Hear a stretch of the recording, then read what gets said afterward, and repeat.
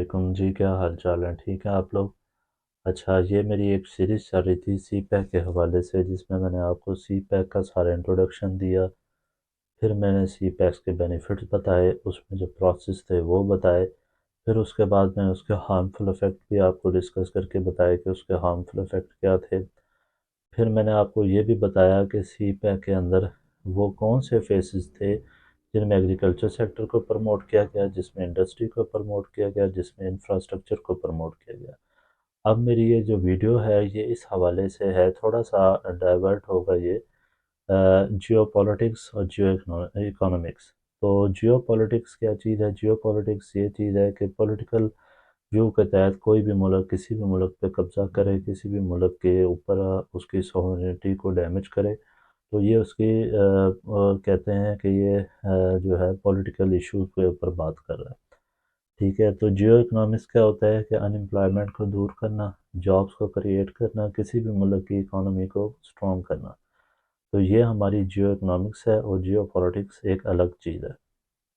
تو انڈیا اس بارے میں بہت پریشان ہے سی پیک کے حوالے سے. وہ کہتا ہے کہ یہ ڈسپیوٹ ہے، یہ ہمارے علاقے سے گزر کے جا رہا ہے، اور یہ ہماری سوورنٹی کو جو ہے وہ ڈیمیج کر رہا ہے. حالانکہ ایسا بالکل نہیں ہے. آزاد جموں کشمیر جو ہے وہ بھی علیحدہ ایک ملک اپنی ایک ٹیریٹری رکھتا ہے. اسی طرح گلگت بلتستان ہے، وہ بلیم کرتا ہے کہ یہ سارے علاقے انڈیا کے ہیں. حالانکہ ایسا بالکل نہیں ہے، وہ علاقے اس کے نہیں ہیں. وہ اپنے آپ کو ثابت کرنا چاہتا ہے کہ یہ علاقے انڈیا کے ہیں. تو وہ اس حوالے سے کہتا ہے کہ یہاں پر جو ہے آپ جتنی بھی گروتھ کر رہے ہیں یہ اللیگل گروتھ ہے.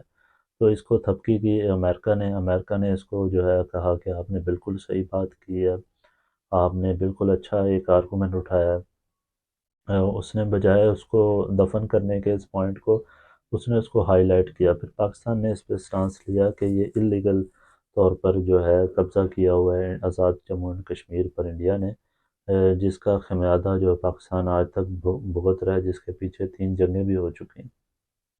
تو ایک بڑی ڈینجرس سچویشن ہے. تو سی پیک جو ہے وہ اپنے مراحل میں، آخری مراحل میں شامل ہو چکا ہے، داخل ہو چکا ہے.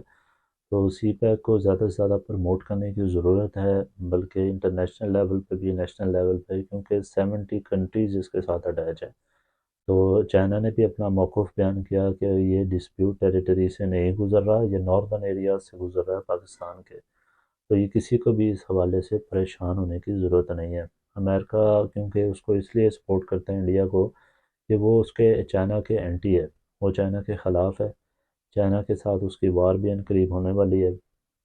وہ چائنا کو جیو پولیٹکس طور پر تو ہرا نہیں سکا، لیکن جیو اکانومی طور پر ہرانا چاہتا ہے.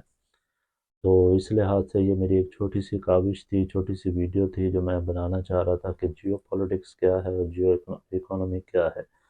تو ان دونوں کو جو ہے پروموٹ کرنے کی ضرورت ہے. جیو پولیٹکس میں ہم بہت پیچھے ہیں، اور جیو اکنامکس میں ہم اس سے بھی زیادہ پیچھے ہیں. تو ہمیں جیو اکنامکس کو پروموٹ کرنے کی ضرورت ہے. تو جموں اینڈ کشمیر کا علاقہ جب سی پیک سٹارٹ کیا گیا تو انڈیا نے جموں اینڈ کشمیر اور لداخ کے علاقے کو ہتھیار بنا لیا، اور کہا کہ ہماری یہ اس ٹیریٹری سے گزر کے جا رہا ہے جو سوورنٹی کو خراب کر رہا ہے. تو پھر سوال سی پیک میں لوگوں نے اٹھایا کہ آپ نے جب بادشاہ ڈیم جب بنانا شروع کیا تھا امریکہ نے، تو پھر آپ لوگوں نے کیوں نہیں کہا کہ یہ ڈسپیوٹ ٹیریٹری ہے؟ حالانکہ امریکہ کو چاہیے تھا کہ وہ معصوم بچوں کی جو شہادت ہو رہی ہے مقبوضہ کشمیر میں، جو بچے مارے جا رہے ہیں، جو نوجوان قتل ہو رہے ہیں، جو عورتیں بیچاری جو ہیں فوت ہو رہی ہیں اس وجہ ان کے اٹیکس کی وجہ سے، ان کو کنٹرول کرنے کی ضرورت تھی. حالانکہ وہ ان کو کہتا، لیکن اس نے ہمیں کہا کہ بھئی آپ لوگوں نے کیوں نہیں، آپ لوگ کیوں سپورٹ کر رہے ہیں سی پیک کو.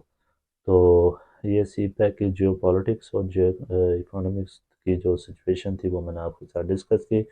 ملتے ہیں این ادر ٹاپک پر. ٹیک کیئر اینڈ اللہ حافظ.